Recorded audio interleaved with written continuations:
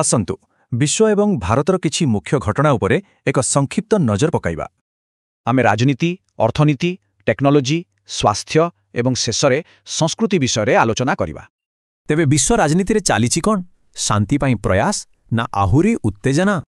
ୟୁରୋପରେ ଶାନ୍ତି ପାଇଁ କଥାବାର୍ତ୍ତା ଚାଲିଥିବା ବେଳେ ମଧ୍ୟପ୍ରାଚ୍ୟରେ ପରିସ୍ଥିତି ଜଟିଳ ହେବାରେ ଲାଗିଛି। ଆମ ଦେଶ ଭିତରେ ବି କମ୍ କଥା ନୁହେଁ, ବିଭିନ୍ନ ରାଜ୍ୟରେ ରାଜନୈତିକ ଉଷ୍ମତା ବଢ଼ିବାରେ ଲାଗିଛି। ଆଉ ଏବେ ଦେଖିବା ଆମ ଅର୍ଥନୀତିର ହାଲଚାଲ, ଯାହାକି ବେଶ୍ ଚଳଚଞ୍ଚଳ ରହିଛି।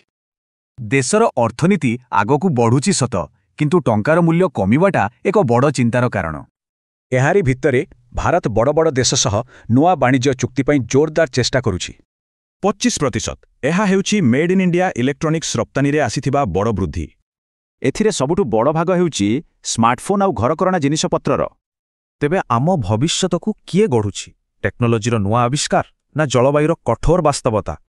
ଏବେ ଏମିତି କମ୍ପ୍ୟୁଟର ତିଆରି ହେଉଛି ଯାହା ଠିକ୍ ମଣିଷର ମସ୍ତିଷ୍କ ଭଳି କାମ କରିବ।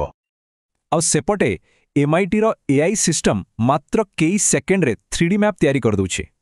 ହେଲେ ଟେକ୍ନୋଲୋଜି ଯେତେ ଆଗକୁ ଗଲେ ବି ଜଳବାୟୁ ପରିବର୍ତ୍ତନର ସମସ୍ୟା ଆମ ସାମ୍ନାରେ ରହିଛି। ଆଉ ଏହାର ପ୍ରଭାବ ଦେଖିବାକୁ ମିଳୁଛି ଦକ୍ଷିଣ ଭାରତରେ ପ୍ରବଳ ବର୍ଷା ଜନଜୀବନକୁ ଅସ୍ତବ୍ୟସ୍ତ କରୁଛି। ଏବେ ସ୍ୱାସ୍ଥ୍ୟ କଥା। ଭାରତରେ COPD ଯୋଗୁଁ ପ୍ରତିବର୍ଷ ପ୍ରାୟ 1.6 ମିଲିୟନ ଲୋକଙ୍କ ଜୀବନ ଯାଉଛି। କିନ୍ତୁ ଗୋଟେ ଭଲ ଖବର ଅଛି। ନୂଆ ରିସର୍ଚ୍ଚ କହୁଛି ନିୟମିତ ବ୍ୟାୟାମ କଲେ ଡିମେନ୍ସିଆର ଆଶଙ୍କା କମିଯାଏ। ଆଉ ଏକ ବଡ଼ ସଫଳତା, ନୂଆ ଚୁକ୍ତି ଯୋଗୁଁ ସିରମ୍ ଇନଷ୍ଟିଚ୍ୟୁଟ୍ର ମ୍ୟାଲେରିଆ ଟିକା ଏବେ ସହଜରେ ମିଳିବ। ତେବେ ଗୋଟେ ପଟେ ବାର୍ଡ ଫ୍ଲୁ ଭଳି ନୂଆ ବିପଦ, ଆଉ ଅନ୍ୟପଟେ କ୍ୟାନ୍ସର ପାଇଁ ନୂଆ ଆଶା। ଚାଲନ୍ତୁ ଏବେ ଶେଷରେ ଟିକେ ସଂସ୍କୃତି ଆଉ ଖେଳ ଦୁନିଆ ବୁଲି ଆସିବା। ହକିରେ ଭାରତର ଦମଦାର ବିଜୟ ହେଉ କି ମେସିଙ୍କ ନୂଆ ରେକର୍ଡ, ଖେଳ ପଡ଼ିଆ ପୁରା ସରଗରମ।